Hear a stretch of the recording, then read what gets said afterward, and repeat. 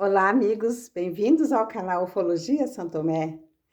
Hoje eu vou trazer para vocês um pouco da minha verificação, da minha pesquisa lá na região da Paraíba, especialmente naquela região de Ingá, né? Eu tinha dito para vocês que lá existe uma pedra, né?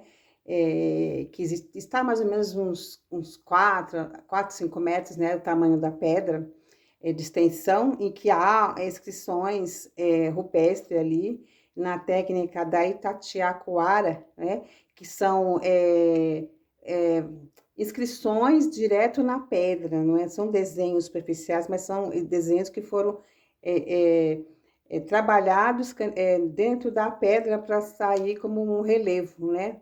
Esses desenhos. Bom, aí o que que há de semelhança entre a Pedra do Ingá e São Tomé das Letras, né? Aqui nessa região da gruta, onde a gente percebe ali, né, as inscrições rupestres que deram nome e origem à cidade, que é São Tomé das Letras, por conta daquelas letras que estão na gruta, ali na entrada da cidade. Quem conhece a cidade sabe do que eu estou falando. Quem não conhece ainda, é um convite para vir conhecer, não é? Nessa gruta nossa aqui em Santo Tomé, existem umas letras, né, que a gente tem percebido, conforme a gente vai trazendo o alfabeto fenício e sumério, a gente percebe, assim, semelhanças, né, muito contundentes daquela alfabeto, né, e não diferente, lá na Pedra do Ingá, a gente percebe semelhanças dessas letras também, dentro do alfabeto dos sumérios, né, e fenícios, assim como também eu percebi semelhanças de letras, pelo menos duas letras idênticas às que estão aqui na nossa pedra também escrita, né? Então, assim, o que que há de semelhança? Eu percebi semelhança na parte desses alfabetos, né? E aí a gente fica assim, imaginando, né? O porquê que existem semelhanças desses alfabetos, né?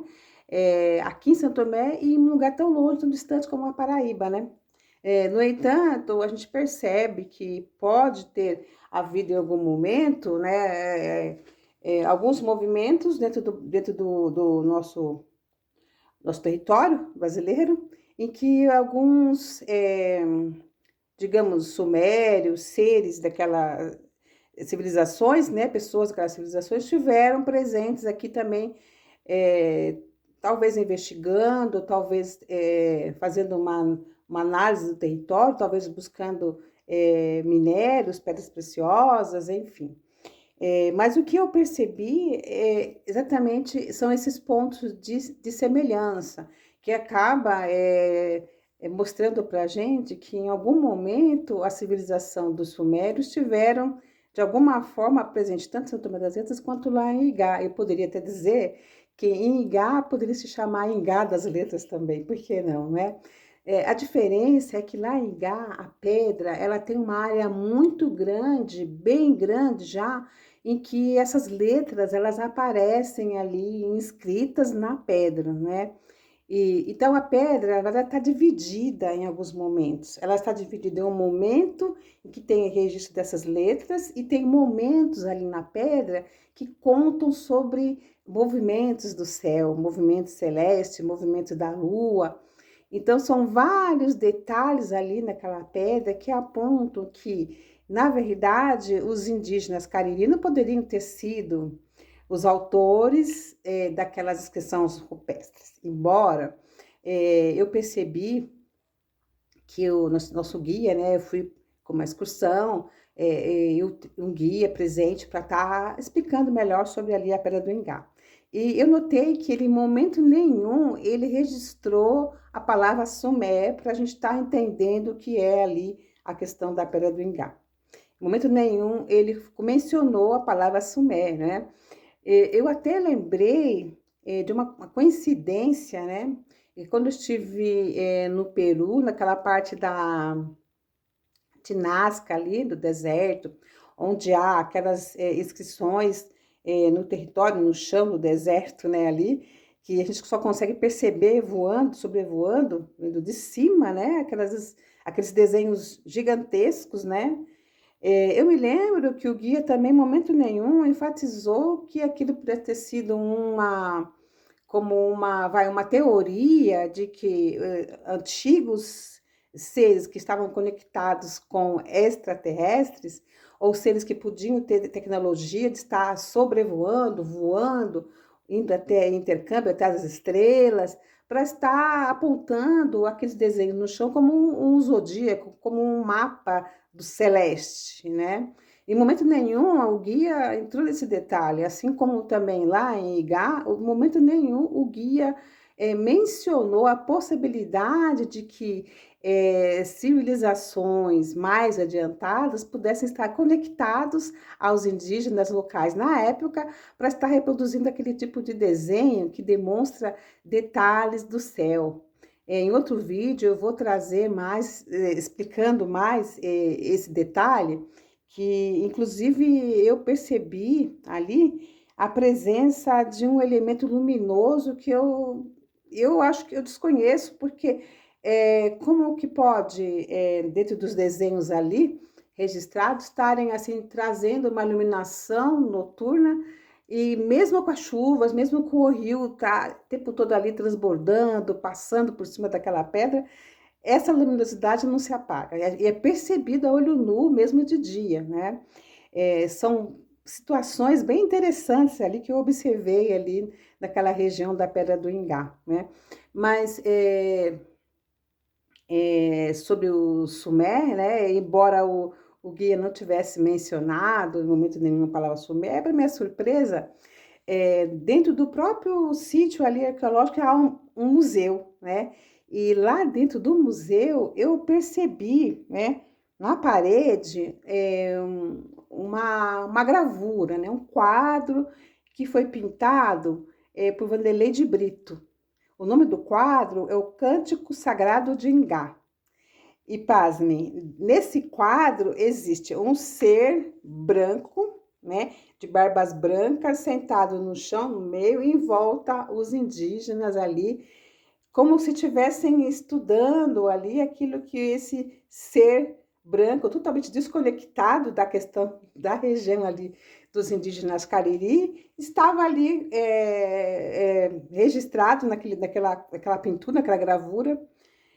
Eu acredito que quem fez aquela pintura trouxe elementos a partir de pesquisas que ele deve ter feito ali na região, com os próprios antigos, que devem ter apontado, né, essa possibilidade. Inclusive, existem ali naquela região, né, apontamentos dos antigos mesmo, né, que mencionam, né, que quem fez aqueles desenhos, aqueles registros ali, teria sido Sumer, né? É, eu não sei exatamente o que seria o Sumer, né? Mas o fato é que a presença dele é registrada, né? E não só ali, como aqui em Santo Tomé das Letras, como eu já disse em outros vídeos, mas também a gente observa a presença dele lá naquela região da Caatinga, quando apontam ali uma cidade chamada Sumé, muito próximo ali de Ingá, né? Então a gente percebe que há registros, né, e que demonstram que de alguma forma esse ser transcendental, que como há dos registros, né, ele tinha e trazia com ele elementos paranormais, né? Ele conseguia levitar, ele tinha conhecimentos cósmicos. Então, assim, quem é esse Sumer, né? E quando a gente vai buscar a origem do Sumer, lá na Suméria Antiga, a gente também entra nos registros dos Anunnakis, né? Que falam da presença dos seres, né? Que vieram dos céus e que participaram, colaboraram muito, né? E não só os 4.000 anos antes de Cristo, como a gente tem esses registros aqui nessa região, mas muito antes disso, né? Então, a gente está aqui pesquisando sobre essa parte, né? Por conta da ufologia, para conhecer esses movimentos, até em que momento, né, houve registros mais categóricos para dizer que houveram seres, né, de outros planetas que aportaram no planeta para estar trabalhando e colaborando com a nossa evolução, né? Nesse museu, na parede, tem um relatório lá, um banner, né? Em que eles colocam ali teses, teorias plausíveis para falar sobre a questão da Pedra do Ingá, quem teria feito e como teria feito. E ali eles apontam, né, Antônio Freire e Gabriela de Paraldi, que são dois pesquisadores, que disseram que as letras que estão presentes na Pedra do Ingá não poderiam ter sido feitas pelos indígenas Cariri, né? Eles apontam, inclusive, a teoria dos alienígenas, da presença de seres muito mais adiantados, que têm conhecimento e que pelo menos viajavam, né, pelo cosmo para trazer informações que estão ali representadas nas pedras, não é? Então, a gente percebe que, embora o guia não tenha mencionado essa possibilidade da presença dos alienígenas, né, estarem naquela formação daquele elemento, que depois eu acabei percebendo que não existe só a Pedra do Ingá, como registro dessas situações, né, que ocorrem entre o trânsito do céu e a terra, mas existem outros pequenos sítios arqueológicos na redondeza que eu não pude visitar ainda, né? Mas a região ali de Ingá, né, de Cabaceiras também, que fica muito perto ali, quase que do outro lado, encostado, é muito rico em elementos que fazem a gente imaginar, de fato, que, de alguma forma, os seres não humanos, né, seres que tinham conhecimento cósmico, que viajavam até as estrelas, estiveram presentes ali naquele local também. Tá bom?